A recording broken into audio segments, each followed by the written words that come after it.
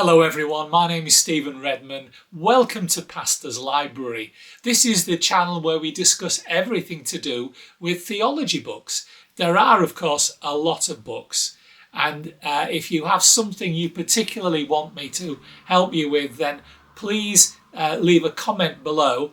Today, I want to talk about one of those thorny subjects. You know, people say, yes, but what's your favourite Bible version? What do you believe is the correct Bible version to use? And of course, my answer to that is always, well, if there's a Bible version and it's near you, grab it and read it. You know, we should always engage with the Word of God, but find a translation that works for you, that you're comfortable with. I'll never forget when I was a preacher in my early 20s. I was probably round about 21 years old. I would stand up often and preach on a Sunday night to preach the gospel. And I stood up reading from the King James Version, which was what I was brought up on.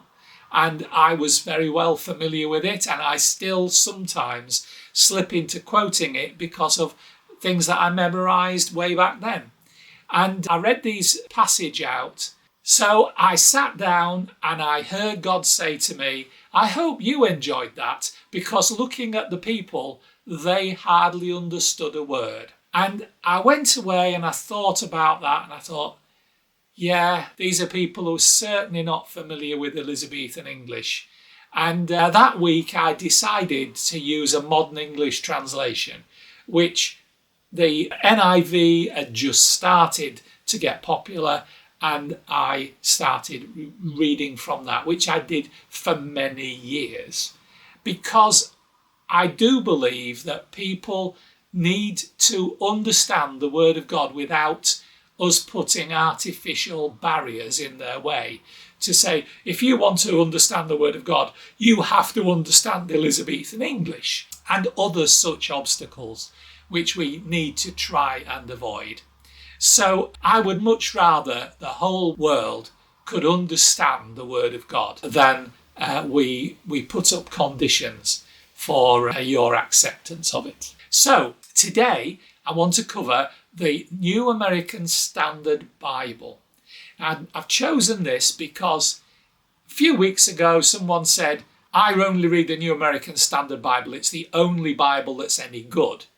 Which, of course, is firstly rubbish, because there are lots of translations that are very, very good. Secondly, it's ridiculous to say because it's your preference that it's better than everyone else's. That's like being in the playground and saying, my dad's bigger than your dad. My dad's car goes faster than your dad's car. You know, these sort of things, they're childish, really. But when I read this, something sparked in my mind and I thought, yeah, which one? And I had an imaginary conversation with this person who said, I've just said the New American Standard Bible. And I replied, yes, but which one? Because there are a number of New American Standard Bibles. And we're just going to go through them briefly today.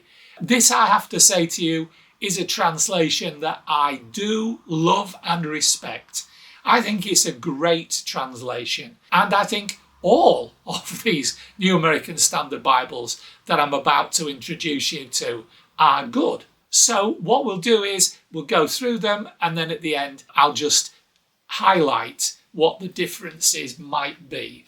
So firstly, my introduction to the New American Standard Bible. I think the young lady that became my wife, she carried around an NASB when we were first married, but by the time we were married, it was starting to drop apart. But this Discovery Bible was my first purchase of a New American Standard Bible. And I bought this in 1987, and this is the 1977 text of the New American Standard Bible. And as you will see, there are a few. So in 1987, this was brought out by someone called Lisa Archer, and this is a New Testament which has a brown highlight on certain words. And basically, the idea is that by reading this and taking note of the brown highlights, you get an idea of the emphasis that's in the original Greek, which doesn't necessarily translate over when we change language. And I always found this incredibly inspiring. I got so much from this in my early 20s, and I still glance at it today.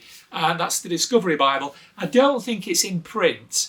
I know I wanted to buy one for one of my daughters one year, and I had to get her a used one because there weren't any then.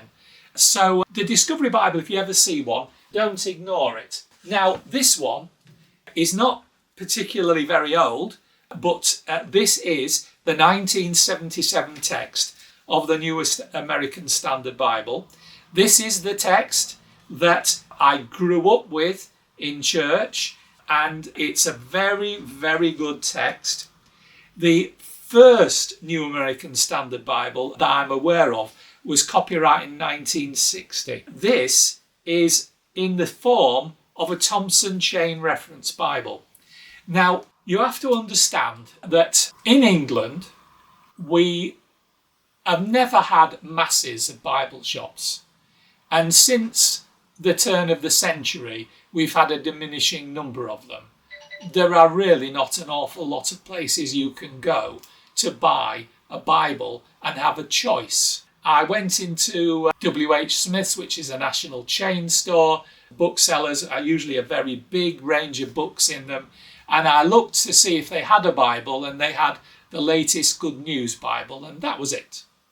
And I would suggest to you in most British stores, it's not much different to that. But there weren't that many study Bibles. And I was brought up in a church where the Thompson Chain Reference was highly recommended.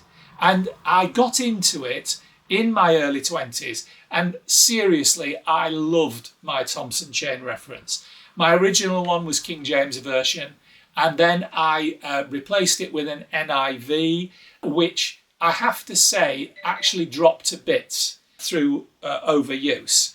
And I have another NIV one now. I've also got this one, which is a New American Standard Bible. And the text in this is great. And frankly, I would not have realised that there was any major changes in it until I bought myself a 1995 version. This is my 1995 version of the whole Bible with large print, and it's a very nice, handy size, and I'm very happy with it. And this is just simply single column text, and it's very workable, usual range of maps at the back and what have you. So we've got a 1977 New American Standard Bible. We've got a 1995 New American Standard Bible. And here is a 2020 New American Standard Bible. Now, largely, I have to say, I haven't found masses of difference between them. And I think that's quite a positive thing about the translation committee and their mission and their aim, in that they are trying to keep things much the same, but from 1977 to 1995 to 2020, they recognise the change in the English language. They recognise the change in the perception of English readers. I mean, when my wife's an English teacher, and when she first started teaching English, she would be teaching a number of books a year. But now, when she teaches English, she reckons that probably a child will do well to graduate school by reading 6 books. And I think that's sad. I mean, as a child at school, I would read, probably 3 or 4 books a week. And I would certainly read a lot more than 6 books in a year. So I think we live in an age where people are not as big readers unless we include the internet, when people tend to read in short bursts. So extended paragraphs one-page documents, that type of thing. And I think it's sad because there is so much that we can all learn from reading literature. And I'm not just talking about the Bible and theology books. I mean, there's a great depth of our English language that we can tap into. So, my question to this person that said to me about the NASB, my question is, which one do you read? Do you read the 77, the 95 or the 2020? Now, there is also another option, which is the Legacy Standard Bible, which is this. So this is by Steadfast Bibles, a division of 316 Publishing. And whereas the NASB is a Lockman Foundation Bible, Steadfast Bibles have put their aims together, and what they have done is they've settled on the 1995 translation and tweaked it. So if you've got a Legacy Standard Bible, you've actually got a New American Standard Bible 1995, but you will find there are subtle changes. Now, the subtle changes I quite like. I mean, what I'm saying to you is I'm not particularly recommending any of these against each other, but I do actually like these changes. So, for example, God's covenant name is rendered in the Old Testament as Yahweh. And where it's appropriate because of the original language, it's also listed as Yah. Now, this is a little bit different to what you would see in the NASB or in a lot of translations. So, for example, Adonai, which is translated Lord, Elohim, which is often translated God, these words largely replaced with Yahweh, because it is the covenant name that God told Moses to tell the people. Now, there are exceptions, but that's something which, when you read on the page, personally, I'm quite comfortable with that. I have a good friend, a lovely Anglican man who is someone I very much respect, and he wouldn't dare say the word Yahweh. He thinks it's disrespectful to speak it aloud. Well, that's fine, and if you have a similar idea, God bless you. You know, I'm not knocking that at all.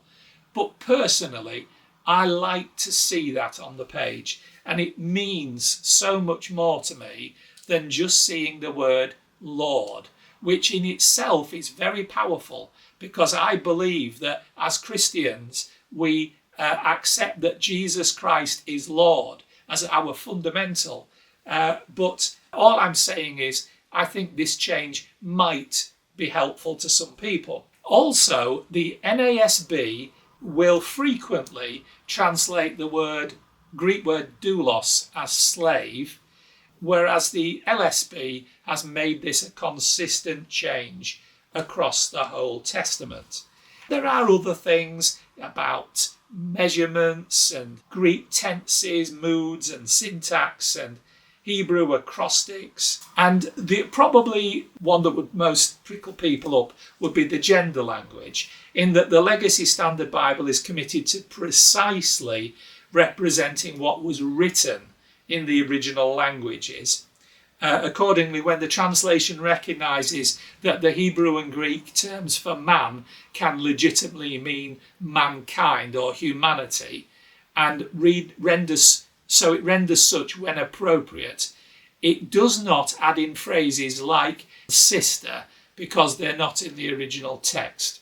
Whereas in the NASB, in the 2020 version, you will see them add sisters. But in the LSB, it will not say that. Example would be James 2:15, though, where the Greek word for sister is actually used. And the LSB keeps that consistently. So what I would say is, if you like the New American Standard Bible 1995, you will inherently like the LSB, as long as you're happy with the change from Lord to Yahweh.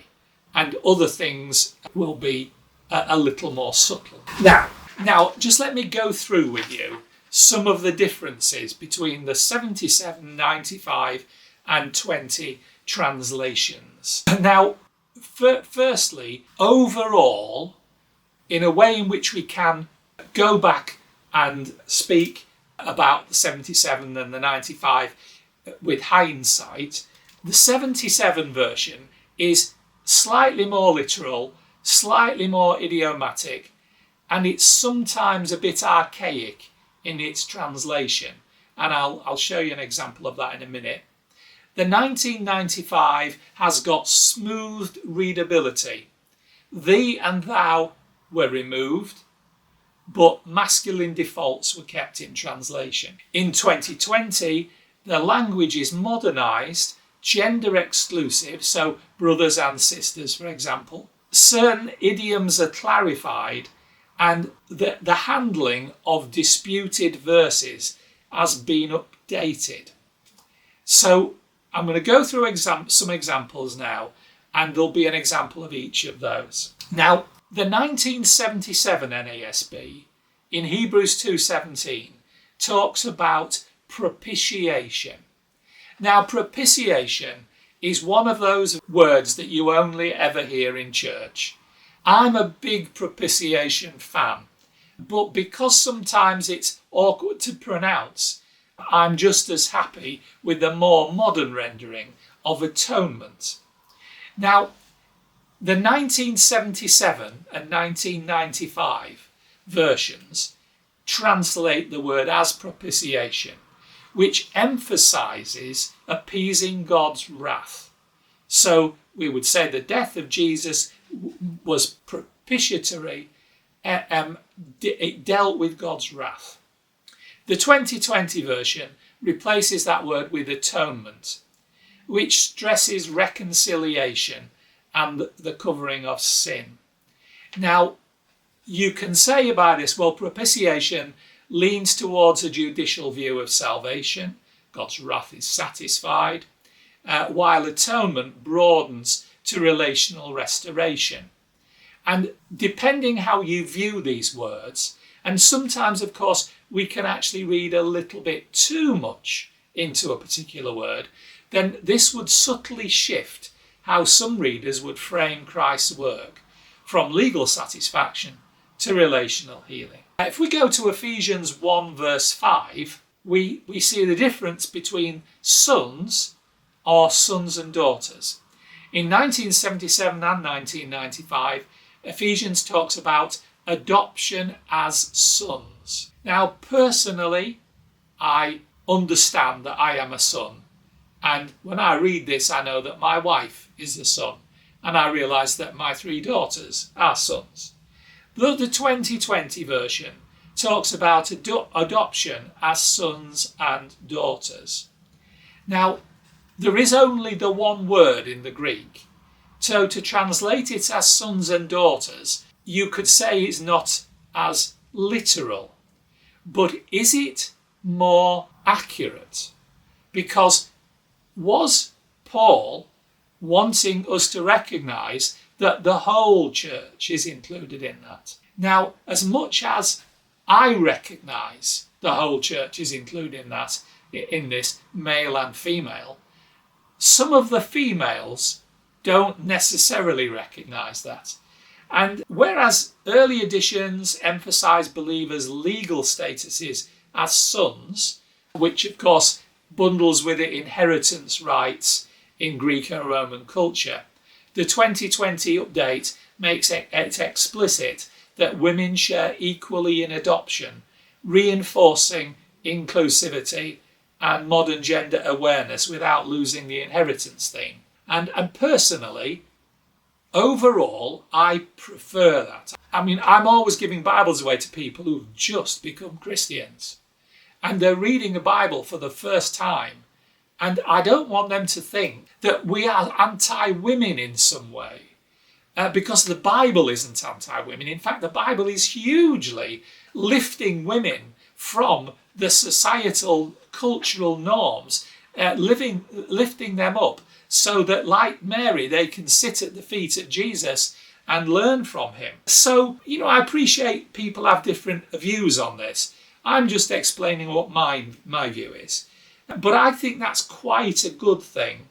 And if you look in the Legacy Bible, then you will see that to a great degree, this version just tweaks it a little bit to make it more sort of mankindy rather than adding daughters to sons and so on. Here's another example.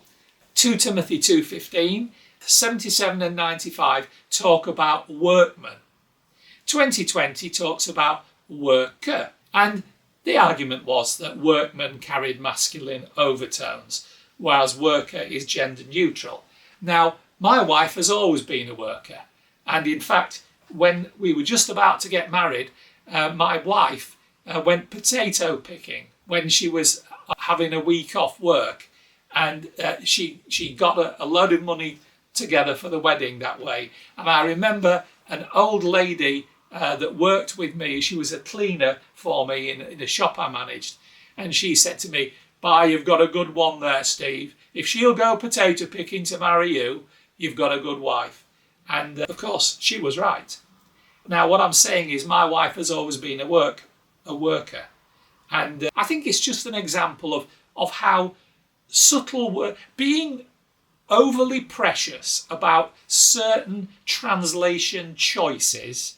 And let's be clear about it, they are choices. They aren't necessarily obvious. I think that that's helpful. And, you'll find the same difference between brethren and brothers and sisters and so on. Here's a couple of different ones. Isaiah 7:14, a virgin will be with child. That's the 77 and the 95 versions. 2020, a virgin will conceive and give birth. I would suggest to you that being with child is not necessarily obvious to the modern reader, whereas a virgin will conceive and give birth, which might emphasize the act of conception a little bit more, and therefore actually aligning more closely with the Hebrew nuance. This affects messianic prophecy interpretation, sharpens the focus on miraculous conception. So virgin will conceive and give birth, that's actually probably a very good handle in the 2020 version. Here's one that we maybe don't think about so much. Exodus 20:13, which most of you will know, that's the 10 Commandments. 1977, you shall not kill. 1995 and 2020, you shall not murder. Now, kill is a broad word, and so you shall not kill is prohibiting all killing, including war or capital punishment or, a number of options. Whereas murder narrows it to unlawful killing. And so this sort of clarifies ethical boundaries in theology of justice and war. Now, you have to sit down and think about that one, because is God telling us we should not kill, or is God telling us we should not murder? And I think we have to come to a view in our own minds. I know Christians who are pacifists who would not bear arms for their country if the need arose. Personally, I've given this a lot of thought. I've waited until I'm too old to bear arms, but I would bear arms for my country.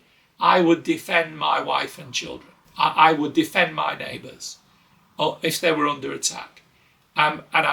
This is a little bit of a thought experiment, because it hasn't happened yet, and I hope it won't happen. But does that mean I might be prepared to kill? Does that mean, 1977 translation, that I am guilty? Well, in a sense, I think whenever we kill, we must come to a point of coming to God and asking forgiveness. But if it's them or us, what do you decide? I'm not saying which is right. I'm just saying the 1977 versus the 1995 and the 2020 translations give us a different answer. John 1 verse 5, 77 and 95 tell us that the darkness did not comprehend it.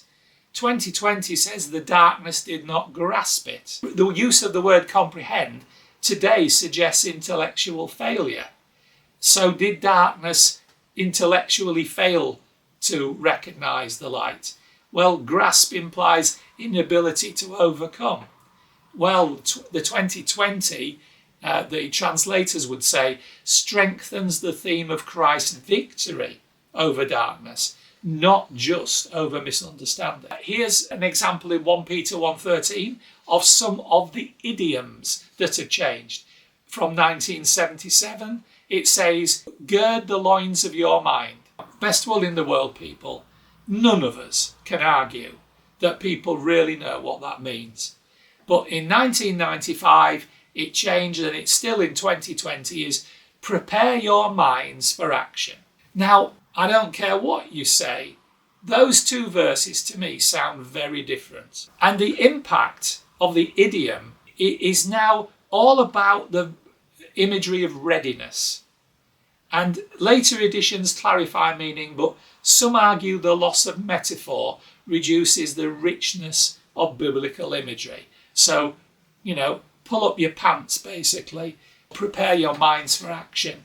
Well, I think the modern translations are better. In a sense, I would love something that was in between, but I'm not sure that there is one. If you look at Psalm 1, blessed is the man, well, now in 2020 that has become blessed is the person. In Matthew 18:11 and Luke 24:51, we have textual variances dealt with. So in 1977, it says sometimes omitted disputed verses. In 1995, it's included with brackets. In 2020, it's simply moved to a footnote. And I think that's an important change between the three versions.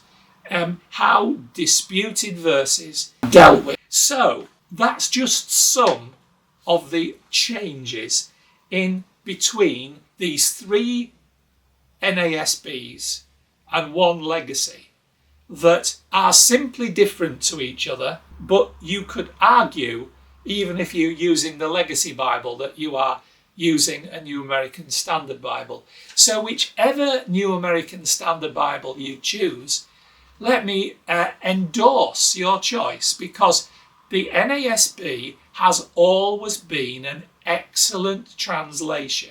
Do I think the later ones are better? Well, I think in some ways the 2020 is the best yet. Although overall, I still like the 1995 version best. And I can therefore understand why the Legacy Standard Bible has been based on the text of the 1995. But what I'm saying to you is these all vary. I could have talked about the New Living Bible, which people get all mixed up with the original Living Bible. The New Living Bible is a proper translation, whereas the Living Bible was a paraphrase by one man. But the New Living Translation, I was reading from my New Living Bible, and I thought, hang on a minute, I'm sure when I read that the other week, it didn't say that. And I knew I'd just got a New Living Translation, and I got my old New Living Translation, which was about 7 or 8 years earlier, and hey presto, it was a different translation. And the fact is, the New Living Bible has had updates. People are always complaining about the number of ESV updates in a short period of time. The fact is, if we want up-to-date, good quality translations, we must expect translation committees to meet and to make notes ready for their next update. And I think that's appropriate. And of course, what it will do is give us more opportunities to buy more Bibles. So, with that point over and done with, thank you so much for listening. Do remember to comment. Do remember to leave a thumbs up. Remember to subscribe and click on the bell if you haven't done. And, your comments are always well received.